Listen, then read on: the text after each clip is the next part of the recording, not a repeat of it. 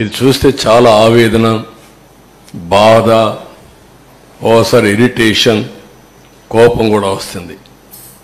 5 ఏళ్ళు కష్టపడ్డాం. కష్టం మొత్తం బూడిదలో పోసిన పన్నీరైంది. కనీసం అప్పుడు ఒక స్పష్టత ఉంది.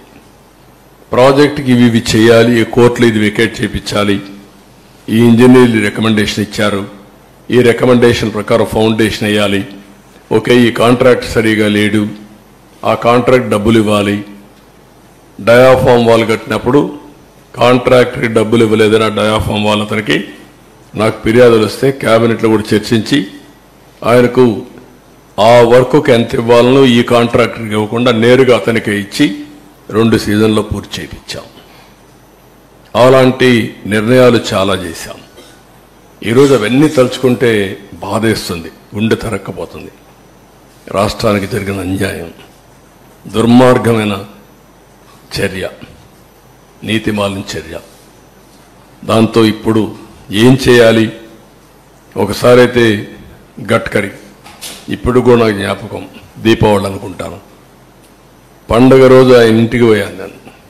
నేను అమెరికాకు పోతూ ఆయన ఇంటికి వెళ్ళి రిక్వెస్ట్ చేసి తర్వాత అమెరికాకి వెళ్ళాను.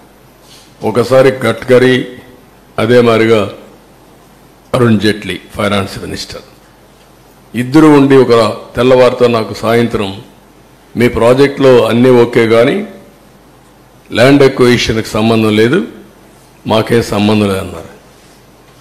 నాకు అప్పుడు ఆశ్చర్యం వేసింది. ఎట్లా అంటారా మీరు? Land acquisition part of project, ఇది ప్రాజెక్టులో ల్యాండ్ ఎక్విజిషన్ లేదంటారు, మీరు పునరావాసం లేదంటారు, పునరావాసం ల్యాండ్ ఎక్విజిషన్ లేకుండా ప్రాజెక్ట్ అయిపోతుందా అని రాత్రంతా స్టడీ చేసి ఆఫీసర్లందరినీ రాత్రంతా మేలుపెట్టి తెల్లవారికి ఒక నోట్ తయారు చేసి మళ్ళా నేను గడ్కరీ దగ్గరికి వెళ్ళి అదే మరి అరుణ్ జైట్లీకి వెళ్ళి, నువ్వు సుప్రీంకోర్టు లాయర్వి, నువ్వు అర్థం చేసుకో, నువ్వే చెప్పు, ఒక ప్రాజెక్ట్ నేను యాక్ట్ చెప్తున్నా, నేను ఆర్గ్యూ చేసిన తర్వాత ఆయన కూడా ఇంకేం మాట్లాడకుండా నువ్వు చెప్పింది రైట్ అనే పరిస్థితికి వచ్చాడు. అంటే ఎంత కష్టపడ్డాం, ఎంత శ్రమపడ్డాం, ఏ విధంగా ఒక్కొక్కరిని కన్విన్స్ చేశాం, ఎన్ని అవరోధాలని స్టెప్ బై స్టెప్ దాటుకుంటూ వచ్చాం, ఏ విధంగా పూర్తి చేసినాం అనుకున్నప్పుడు ఇప్పుడు జరిగింది చూసి చాలా బాధేస్తుంది. రాష్ట్ర ప్రజలందరూ అర్థం చేసుకోవాల్సిన అవసరం ఉంది. ఈ ప్రాజెక్ట్ని పూర్తిగా సర్వనాశనం చేయడానికి వైఎస్ఆర్ కాంగ్రెస్ పార్టీ అహంభావంతో జగన్ చేసినటువంటి దుస్సాహసం, నేను ఆ వాడుతున్నా, దుస్సాహసం, దాంతో ఈ విధంగా ఏ పరిస్థితి వచ్చింది.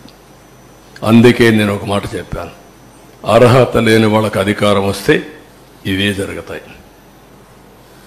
ముఖ్యమంత్రిగా కాదు, రాజకీయాలకే అర్హత లేని వ్యక్తులు. అది ప్రజలందరూ అర్థం చేసుకోవాల్సిన అవసరం ఉంది. ఒకరిదురు ఆంబోతుల మారిగా మాట్లాడచ్చు, మమ్మల్ని విమర్శించవచ్చు, అది కాదు ఇక్కడ ఇష్యూ. ఎవడైనా సరే, బుద్ధి జ్ఞానం ఉండేవాడు ఎవడైనా సరే ఆలోచించాలి.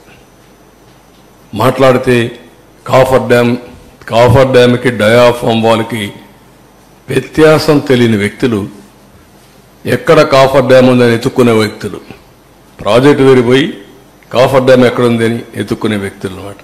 అన్ని ప్రాజెక్టులు కాఫర్ డ్యాములు ఉన్నాయి అని మాట్లాడే వ్యక్తులు ఇది కట్టలేదు అది కట్టలేదు అంటారు.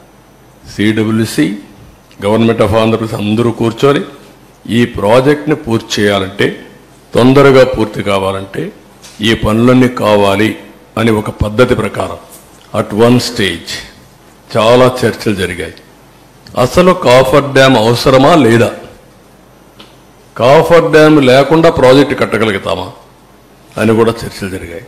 కాదు, సేఫ్టీ ఉంది, ప్రాబ్లమ్స్ ఉన్నాయి, కాఫర్ డ్యామ్ కూడా పర్మనెంట్ కాదు,